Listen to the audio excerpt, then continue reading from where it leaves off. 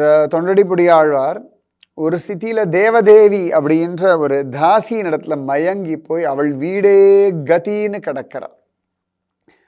அப்ப இவர் எப்படியாவது பக்தியில மீட்டு கொண்டு வரணும்னு ரங்கநாயகி கோச்சுக்கிறான். நம்ம உங்களுக்கு அவ்வளவு கைங்கரியம் பண்ணியிருக்கான், இன்னைக்கு போய் ஒரு தாசி வீட்டு வாசல்ல போய் இப்படி படியா கிடக்கிறானே, அவனுக்கு ஒரு ஒத்தாசை பண்ணி திரும்பவும் அவனை நல்வழிப்படுத்தக்கூடாதான்னு கோச்சுக்கிறான்.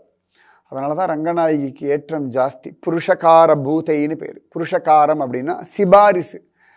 நம்மளெல்லாம் நம்பி யாராவது சிபாரிசு பண்ணுவாளா? யோசனை பண்ணி பாருங்க. நம்ம யாராவது சொல்லி கொஞ்சம் சிபாரிசு பண்ணுங்களேன்னா கட்டாயம் பண்ணுறேன்ப்பான்னு சொல்லுவா.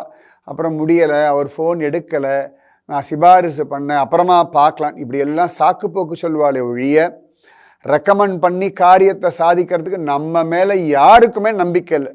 கசப்பான உண்மை இதுதான். ஆனாலும் இந்த அம்மாக்களுக்கெல்லாம் பிள்ளைகள் மேலே ஒரு நம்பிக்கை உண்டுன்னு. என் பிள்ளை ரொம்ப சமத்து, அவன் தான் கெடுத்தான் என் பிள்ளையன்னு சொல்லுவாள். எந்த அம்மாவும் என் பிள்ளை மோசம் சொல்லவே மாட்டான்.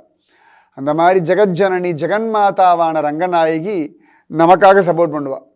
அந்த பிள்ளை சமத்து தான், நீங்கள் தான் கெடுத்து வச்சிருக்கள், உங்களுடைய மாயையில் மாட்டின்ற குழந்தை படாத பாடுபடுறான், அவனை சரி பண்ணுங்கோ அப்படின்னு பயமுறுத்துகிறாளாம் பெருமாள் இடத்துல.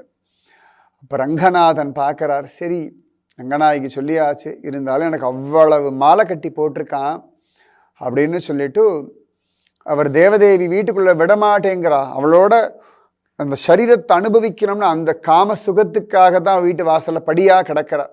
இவர்கிட்ட பணம் இல்லைன்னு உள்ளே சேர்க்க மாட்டேங்கிறார். அப்போ ரங்கராஜன் இந்த கோவிலில் அவருக்கு ஆராதனம் பண்ணக்கூடிய பாத்திரங்கள் இருக்கும் இல்லையா, அது ஒரு பொன்வட்டில், அதை எடுத்துண்டு நேர தேவதேவி வீட்டு வாசலில் போய் கதவை தட்டி கூப்பிடுறார். உடனே அவள் கேட்குறா, யார் நீ?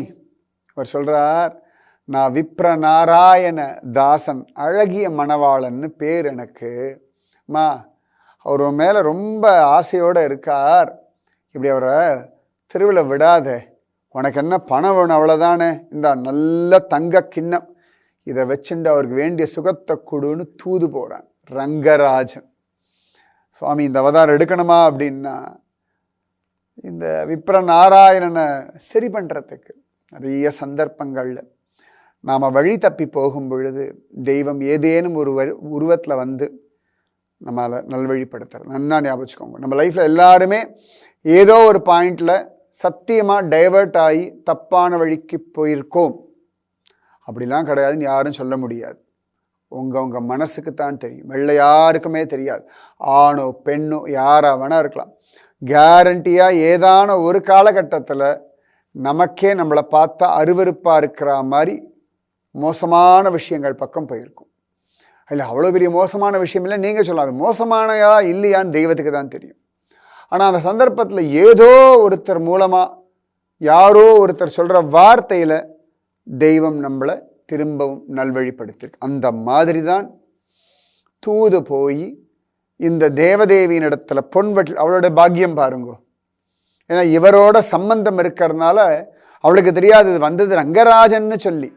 ஆனால் ரங்கராஜன் வந்து பொன்வட்டில் கொடுத்து அத்தனை அழகா இந்த விப்ரநாராயணருக்காக தூது போகிறார். அதன் பிறகு அவள் இவரை உள்ள கூப்பிட்டு அவருக்கு சுகமெல்லாம் கொடுத்து, அதன் பிறகு ஆச்சரியமா அடுத்த நாள் மாட்டின்றாவ. என்னடான்னா பொன்வட்டில் காணலேன்னு தேடி எல்லாம் பார்த்து கடைசியில் இவ வீட்டில் இருக்குன்னு அவள் வேலைக்காரி சொல்ல, உன் வீட்டுக்கு எப்படி வந்ததுன்னா இவருடைய சிஷ்யன் அழகிய மணவாளன் ஒருத்தன் வந்தான்னு சொல்ல, இவர் எனக்கு சிஷ்யனே கிடையாதுன்னு சொல்ல, கடைசியில் ரங்கராஜன் நான் தான் வந்தேன் அப்படின்னு ராஜா கிட்ட சொன்னேன். இப்போ பார்த்துக்கோங்க, நம்மளை நல்வழிப்படுத்துறதுக்காகவும் தெய்வம் அவதாரம் செய்யும்.